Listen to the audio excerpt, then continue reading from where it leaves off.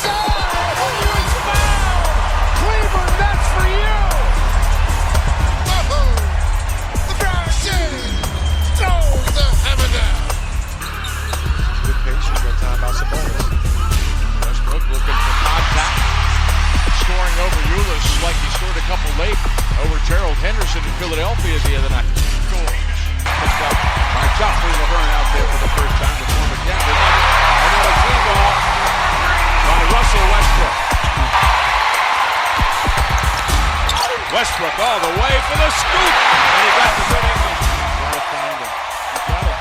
I mean, he put so much pressure on the defense. Give him the jump shot to stop him from getting away. Davis finds Durant. Now Durant. Bienvenue la famille, bienvenue à toute la famille du basketball. Merci les amis, merci d'être connectés pour ce live, pour le talk show du jeudi avec NBA No Limit, ce talk show qui nous permet de faire le point sur l'actualité de la NBA. Allez, comme à votre habitude, vous avez bien entendu reconnu ma voix. C'est bien moi, Oncle Phil Basket, pour ce live sur Radio Hall of Fame Basket, la radio partenaire officiel NBA. Et comme vous le savez, je n'ai pas pour habitude de présenter les talk shows de cette radio tout seul. Je suis toujours accompagné de nos partenaires, nos fidèles auditeurs, nos fidèles collaborateurs. On va commencer les présentations comme à notre habitude. On va aller du côté de Paris. On va accueillir Missy qui est avec nous ce soir. Bonsoir Missy, comment vas-tu en ce jeudi? Oui, bonsoir, on est là.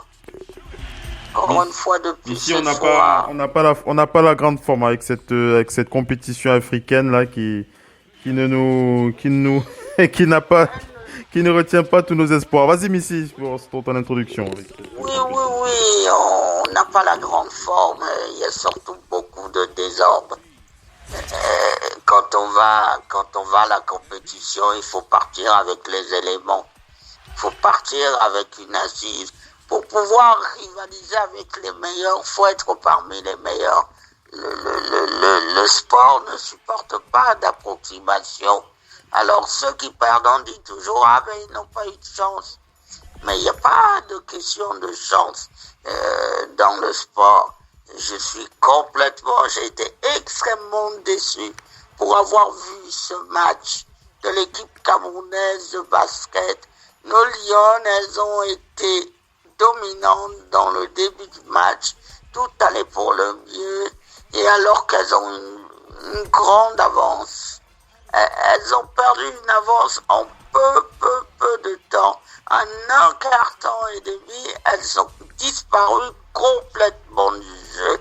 Ouais. C'est l'heure, elles n'ont pas les automatismes. Elles sont incapables de prendre les bonnes décisions. Et je le dis aux coachs au Cameroun, enseignez vos élèves à jouer certes au basket, mais enseignez-leur juste une chose, c'est prendre les bonnes décisions. Si je ne suis pas bien placé, je ne prends pas un tir à 3 points qui n'entrent même pas dedans. Elles ont multiplié les airballs, les tirs à longue distance qui trouvaient pas preneur. Elles ont multiplié les pertes de ballon. C'est précieux un ballon. C'est là aussi tout se gagne. Et puis comme elles n'ont pas la vitesse de déplacement, elles ont laissé à l'Égypte tout le temps de se replacer. Cette même équipe d'Égypte qui aujourd'hui a perdu en quart de finale. Ça dit tout. Moi je dis toujours, quand une équipe gagne, posez-vous la bonne question. Est-ce que vous avez gagné simplement parce que vous étiez très bon? Non. C'est pas le fait que l'Égypte soit très bon qui l'a fait gagner, c'est que le fait que le Cameroun été absent de cette fin de match, c'est juste pas possible. Eh oui, on est assez déçus. Missy, vas-y vers la conclusion, après on va résumer rapidement les résultats. Aujourd'hui, pour parler clair, je vous dis d'emblée, c'est une finale Sénégal, Nigeria. Il va y avoir un beau match et l'une des deux équipes gagnera. Mais je suis quand même navré de me dire que dans une compétition africaine, qu'il n'y a que deux équipes qui tiennent la route. C'est pas possible. On peut pas être à ce niveau-là de compétition. C'est vraiment dommage. Allez, Missy, vas-y. C'est les deux équipes qu'on a retrouvées bien placées à la Coupe du Monde. La dernière Coupe du Monde, voilà. Voilà. Allez, je rappelle la situation concernant cette compétition, cette Coupe d'Afrique, cette Coupe d'Afrique féminine. Donc, on aura donc pour cette demi-finale le Nigeria face au Mali. Ce sera le Nigeria face au Mali et on aura aussi le Sénégal face au Mozambique. Et comme l'a dit Missy qui pense que les favoris c'est le Nigeria et le Sénégal, hein, forcément. Il n'y a pas de forcément qui tiennent, mais le Nigeria et le Sénégal qui pourraient vraisemblablement se retrouver pour cette finale de Coupe d'Afrique. Voilà, on est assez déçus en tout cas pour nous, pour ce qui est du Cameroun. C'est vrai, le Cameroun a engrangé les mauvais résultats les uns après les autres, et c'est vrai que sur le parquet de la Radio Off, en tant que Camerounais d'origine, on est un petit peu circonspect. Et comme l'a dit Missy, il y a encore du travail. On peut pas nommer un coach quelques jours, lui dire bon ben fais des miracles. Ouais, effectivement. Voilà.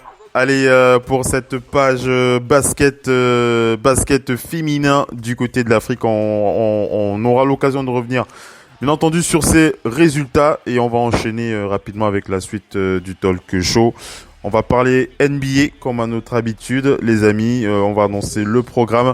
Alors pour ce programme, on va enchaîner avec quelques débats qui annoncent la saison à venir. Alors il y a plein de questions à se poser. On avait déjà commencé dans The Big NBA Show ce mardi. On va continuer. On va continuer dans. Excusez-moi. On va continuer ce jeudi avec d'autres débats, et on va enchaîner comme ça jusqu'au début du training camp avec quelques débats qui concernent la saison à venir, quelques questions clés concernant ce qui nous attend pour cette saison, et on a 3 questions qu'on va aborder ce soir dans NBA No Limit pour ce talk show. Le premier point qu'on va aborder, c'est pas une question, mais on va quand même se pencher sur la situation de DeMarcus Cousins aux Lakers. Ça va nous permettre d'introduire vraiment la situation des Lakers de Los Angeles, qui ne s'annonce pas, en tout cas pour l'instant, reluisante pour les Lakers, hein, je précise bien. C'est pas le cas des Clippers, mais pour les Lakers, on a quand même quelques questions, on a quand même quelques raisons pour être inquiet lorsque l'on pense à DeMarcus Cousins, et on a envie de se poser la question concernant LeBron James. On a envie de se poser la question de savoir, est-ce que vous pensez que LeBron James est toujours le meilleur joueur du monde? Et il y a toujours plusieurs, on n'oublie pas, hein, LeBron James reste le visage de la NBA, mais avec les derniers mouvements, avec ce qui s'est passé dernièrement avec les Lakers, On a le droit de se poser, la question, est-ce que LeBron James est toujours pour vous le meilleur joueur du monde? On se posera la question. On va aller du côté des Celtics de Boston avec Missy. On va se poser la question concernant Brad Stevens. Est-ce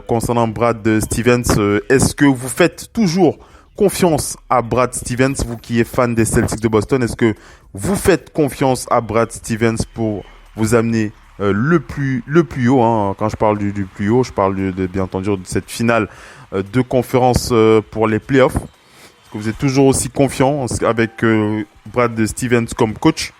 Et la troisième question qu'on va se poser pour la rentrée qui nous attend en NBA, c'est Ben Simmons. Qu'est-ce que vous attendez de Ben Simmons avec les Sixers de Philadelphie? Est-ce que vous attendez un Ben Simmons qui démontre qu'il mérite ses 170 millions de dollars? Ben Simmons qui a renégocié son extension dernièrement, et on attend de voir un grand Ben Simmons pour la saison prochaine. Donc, on va parler de Ben Simmons, on va parler de Brad Stevens, on va parler de LeBron James, on va parler de DeMarcus Cousins. On n'oublie pas les news et encore des news. Il y a plein d'infos à partager avec vous dans le talk show de ce soir. On va commencer rapidement, on va commencer par DeMarcus Cousins. Tu es prêt, Missy? Oui. Allez, on enchaîne. On commence par le jingle et puis on enchaîne avec la première question. On commence à avoir une pensée pour DeMarcus Cousins. À tout de suite. La radio qui vous parle de NBA, c'est Radio Off Basket. Le basketball, c'est mieux à la radio.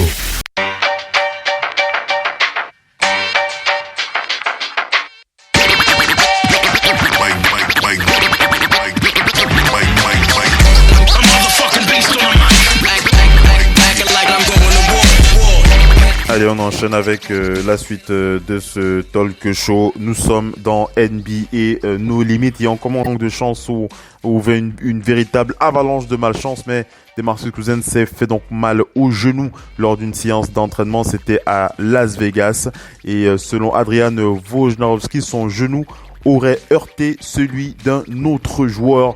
Donc pendant l'entraînement, son genou a heurté celui d'un autre joueur. Le fait qu'il ne s'agisse pas d'une blessure sans contact est assez rassurant. Donc le contact n'a pas été suffisamment intense selon les témoignages, mais DeMarcus Cousins qui va être examiné par les Lakers, ils vont déterminer la gravité de sa blessure et les éventuelles indisponibilités. Dans tous les cas, ça va bien entendu perturber le début de saison des Lakers. Terrible pour lui. Ouais. C'est extrêmement terrible. Déjà, même pas pour les Lakers, pour lui. Pour lui. Avec la terrible blessure qu'il a souffert, on le connaît avec un DeMarcus en meilleure forme. Les Warriors auraient eu peut-être un peu plus de chance vis-à-vis du titre. Maintenant, la question est, est-ce que reverra-t-on le DeMarcus Cousins dominant qu'on a connu? Qui a notamment fait championnat du monde et tout ça avec les USA. Qui a été omniprésent. C'est superbe joueur. Mais sauf que, vous savez, quand vous avez les blessures, vous avez plus une tendance à accumuler les blessures. Parce que quand une partie du corps est fragilisée, les autres parties du corps prennent le poids et ça compense. Donc vous fragilisez aussi ailleurs.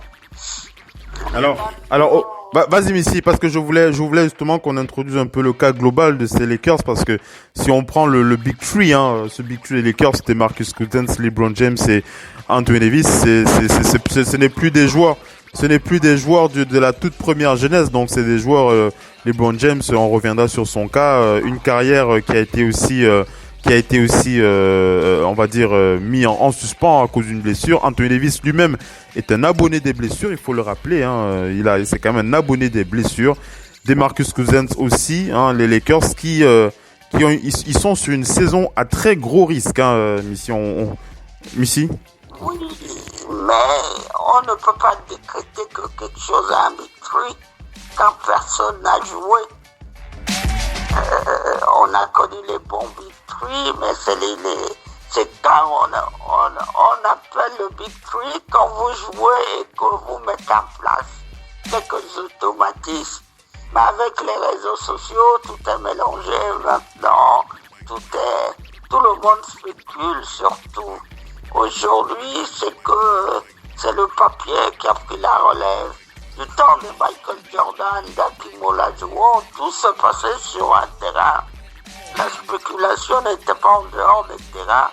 Et juste faut dire une chose par rapport à DeMarcus Cousins.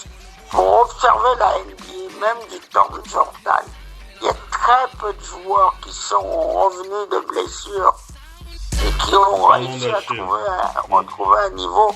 On connaît juste un seul joueur qui a fait ça très bien. Et vous connaissez le nom de cette personne? Dominique Wilkins. C'est vrai, c'est Wilkins. Eh bien, un joueur sur des décennies et des décennies, c'est peu.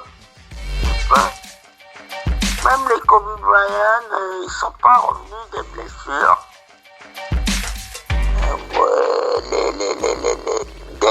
Et à partir d'un certain âge, l'organisme, il ressort tous les coups qu'il a encaissés. L'organisme c'est une caisse, comme je dis toujours, enregistreuse. Et une caisse enregistreuse, elle n'oublie rien. Elle a l'historique de tout. Et quand vient le moment, elle vous fait payer. Oui, c'est terrible, hein, cette histoire.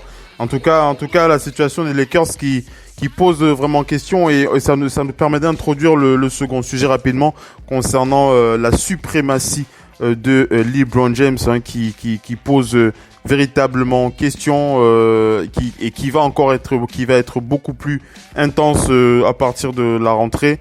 LeBron James est-il toujours le meilleur joueur du monde à votre avis? On le sait, hein, LeBron James a une saison, une bonne le démarrage de sa saison dernière a eu cela de particulier qu'elle a été plutôt normale, en tout cas dans ses standards. Et puis LeBron James qui après a subi une blessure qui l'a éloigné des terrains pendant plusieurs mois. Et puis on rappelle que pendant les playoffs, c'est plutôt Kevin Durant et Kawhi qui se sont plutôt mis sur le devant de la scène, en tout cas sur ce sujet-là, en ce qui concerne le meilleur joueur du monde. Kevin Durant qui lui avait accumulé près de 38,8 points par match pour ses playoffs, et Kawhi Leonard qui lui aussi a mené ses Raptors vers le titre tout simplement. Bien entendu, ça a permis à un LeBron James de se reposer. LeBron James qui a eu presque un repos supplémentaire de presque 2 mois de repos. LeBron James qui a été autorisé à entraîner son corps avec beaucoup plus d'intelligence. On rappelle que LeBron James cet été, il tourne aussi un film, Space Jam 2, qui devrait sortir bientôt. Donc même si on commence à être un petit peu habitué à voir LeBron James chanter Tacos Tuesday sur les réseaux sociaux, on a vraiment envie de se poser la question. On a envie de ne pas être choqué de voir un LeBron James ne pas jouer à son meilleur niveau à la rentrée, surtout que Kawhi Leonard et Paul George avec les Clippers seront bien là pour réclamer le trône de LA. Donc on a vraiment envie de voir un LeBron James dans ses meilleurs jours. LeBron James est-il le meilleur joueur du monde encore aujourd'hui? Comment est-ce que tu réponds à cette question, Missy? Pour moi, je vais répondre par la négative personnellement, parce que les choses changent, les choses tournent vite en NBA, hein. LeBron James reste toujours un visage de la franchise. Il reste toujours l'un des visages les plus emblématiques de la NBA, ça c'est sûr. Mais s'il faut dire s'il est le meilleur joueur aujourd'hui, c'est une question qui pose débat. Et mon avis, avec un Kawhi Leonard et un Paul George, Kawhi Leonard en tout cas, il est bien positionné pour avoir ce trophée. Missy. Après maintenant, la question est, a-t-il toujours l'impact nécessaire? Parce que meilleur joueur, c'était aussi son impact selon les équipes qu'il avait. Parce que rendez-vous compte, quand il est arrivé dans la ligue, même si on dit les Cavaliers perdaient quand même en finale, bah lui tout seul, il était capable de porter cette équipe des Cavaliers en finale. chose qu'il n'a pas été capable de faire là avec les Lakers. Maintenant, peut-il porter lui tout seul encore une équipe sur son dos? La réponse est clairement non. Clairement non. Et il faut qu'on voit autre chose. Les jeunes prennent la relève. Il y a eu cette saison l'alerte avec sa blessure. Et moi, je peux vous dire que personnellement, je disais que pour ma part, LeBron James a beaucoup trop mis à rude épreuve son physique, un peu comme un joueur de tennis comme Nadal. L'utilisation du physique est toujours problématique pour moi. Un joueur qui va utiliser énormément son physique, il a énormément sollicité son physique. Je préfère encore un joueur comme Steph Curry ou Kevin Durant. Je me dis, ces joueurs-là, ils joueront longtemps parce qu'il n'en faut pas une sollicitation à outrance de leur physique. Et quand vous faites une sollicitation à outrance de votre physique et que vous avez énormément de masse musculaire comme lui, c'est la masse musculaire. Au bout d'un moment,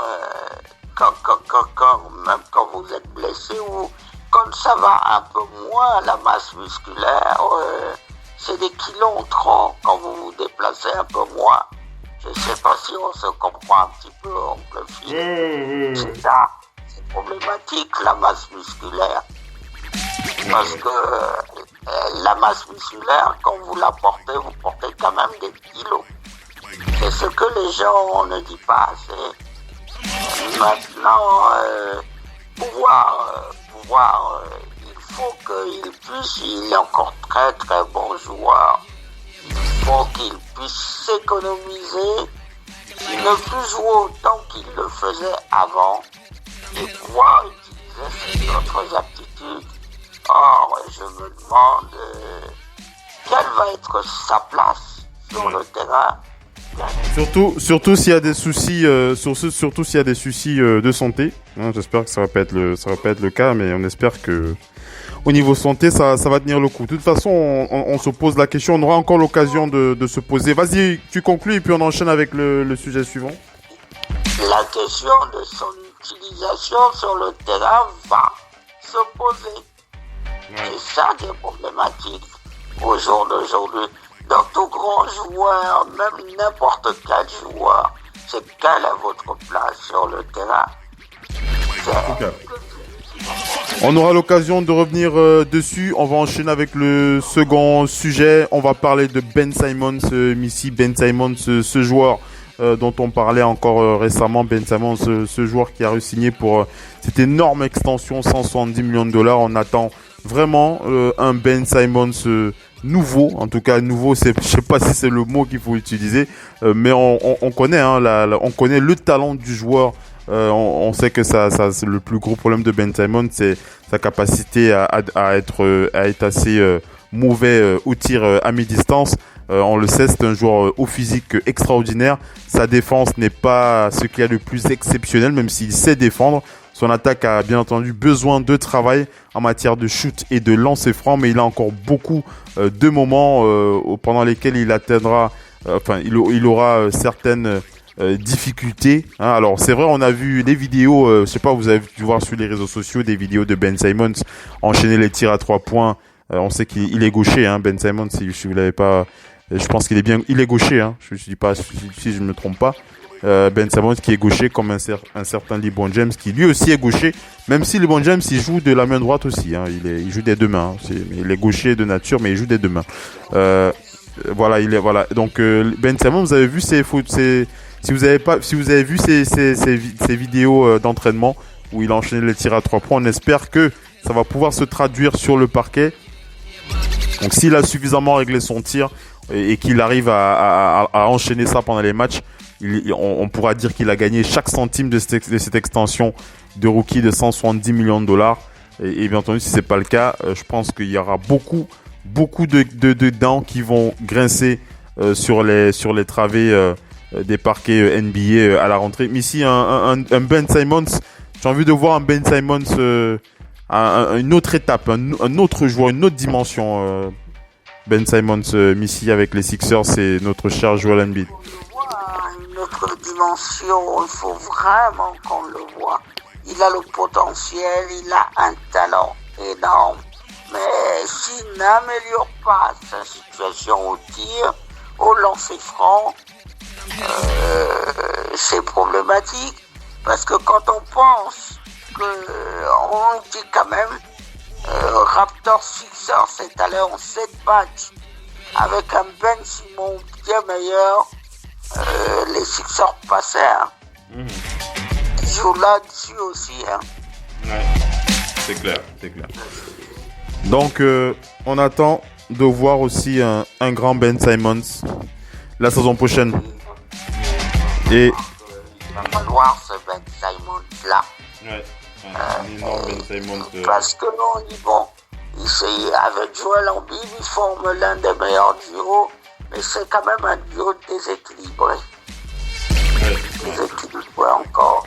Et on a besoin. Avec l'ajout de Al Horford, et bien entendu le départ de certains autres joueurs, dont Jimmy Butler, Joel Embiid qui s'était exprimé au BWB au Sénégal, il disait c'est une toute nouvelle équipe pour lui, donc c'est de nouveaux automatismes, c'est de nouveaux systèmes, ça va pas être évident. Ben Simmons doit faire un boulot plus important défensivement et offensivement aussi. En tout cas, il est attendu. Une autre équipe attendue, Missy, c'est du côté des Celtics de Boston. Missy, on va parler des Celtics de Boston avec Brad Stevens. Brad Stevens. Pourquoi est-ce qu'on parle de Brad Stevens? Parce que il y a encore quelques saisons, plusieurs fans, en tout cas, auraient été prêts à démarrer leur fantasy en mettant en tant que coach Brad Stevens. Mais ce n'est plus le cas. La cote de Brad Stevens a un petit peu baissé avec cette saison, avec la saison des Celtics qui s'est terminée en dents de scie pendant les playoffs. Bien entendu, Kyrie Irving était dans cette équipe, mais il faut quand même le dire, Brad Stevens n'avait pas réussi à concilier tout ce qu'il fallait en tant que head coach. On rappelle que même s'il a souvent demandé un peu trop à un joueur comme Hayward pour se mêler à la mêlée avec les adversaires qu'il avait avec les adversaires qu'il a eu tout au long de la saison, toute idée de prendre toute idée de prendre Brad Stevens pour démarrer une franchise plutôt que Giannis est maintenant révolue, puisqu'on a vu les Celtics dominés par les Bucks Milwaukee en playoff. Aujourd'hui, Kyrie est parti, Marcus Morris est parti, Al Horford est parti, Terry Rozier aussi, Aaron Baines, on n'en parle pas, lui aussi, il est parti. On le sait, Kyrie Irving a été remplacé par Kemba Walker. Les Celtics peuvent trouver des joueurs capables de shooter au moins autour de 38%, même avec le départ de Terry Rozier. Mais qui va remplacer la défense à l'intérieur de Al Horford et de Aaron Baines? L'arrivée de Enes Kanter, elle est quelque chose qu'il faut féliciter, mais ce ne sera pas suffisant. Autant le dire, maintenant les Celtics auront une saison compliquée, même si on sait qu'en saison régulière c'est une équipe qui a l'habitude de gagner, d'enchaîner les matchs, d'enchaîner les victoires. On pense que les Celtics pourraient, en tout cas moi je les vois bien se battre dans le trio de tête de la conférence Est, même si des surprises, on n'est pas à l'abri des surprises. Missy, quel est le Brad Stevens que tu veux voir pour la saison prochaine? Le Brad Stevens qu'on a connu il y a quelques années, très à l'initiative et tout ça. Ouais. Moi, j'ai toujours été dubitatif quant à la venue de Kyrie Irving. Je l'avais dit. Quand vous misez sur quelqu'un, les Celtics ont misé sur les jeunes.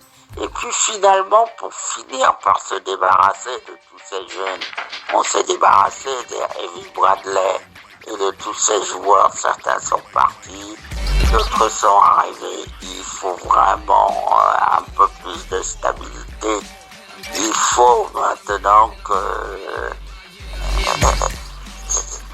il faut que le coach il arrive à faire, Brad Stevens arrive à faire jouer ses joueurs. L'année dernière, son vestiaire était coupé en deux. Il y a beaucoup de problèmes, trop de problèmes dans ce vestiaire. Et le coach a semblé dépassé par les événements. C'est ça.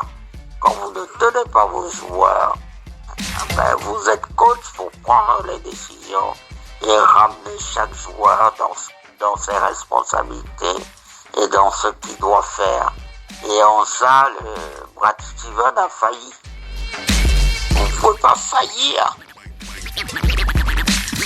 Ouais, c'est dommage, c'était dommage, mais voilà, on attend le retour de Brad Stevens pour la saison prochaine avec, comme tu l'as dit, Missy, on espère avoir un Brad Stevens comme on retrouvait le Brad Stevens d'il y a 2 ans, pourquoi pas, ce serait intéressant.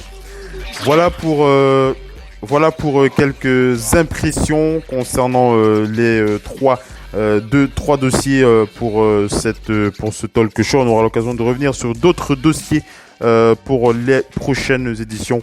Il vous suffit de rester connecté. On va attaquer avec les news. Il y a quelques news à partager avec vous avant de clôturer ce talk show. Allez, à tout de suite, les amis. La radio qui vous parle de NBA, c'est Radio Off Basket. Le basketball, c'est mieux à la radio. Pascal.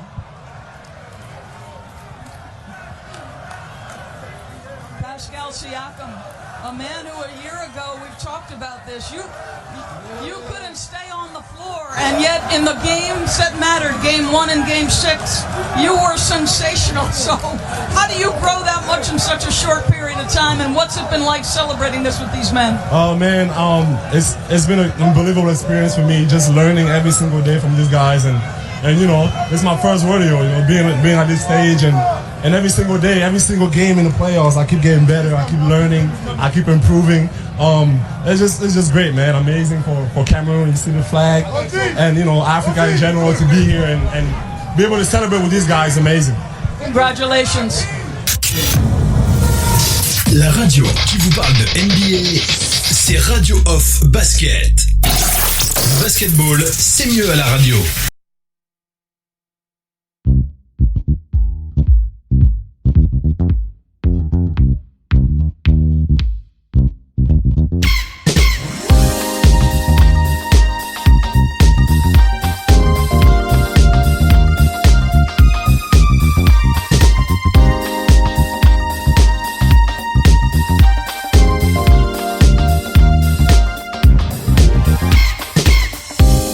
Allez les amis, on enchaîne avec la suite du talk show. Nous sommes dans les news et on va aller du côté des Rockets de Houston. C'est Ali Khan Bidjani qui nous donne cette info. Il nous rappelle donc que les joueurs des Rockets se sont donc rendus à Los Angeles cette semaine pour s'entraîner ensemble. James Harden et Russell Westbrook, qui s'entraîne actuellement du côté de UCLA.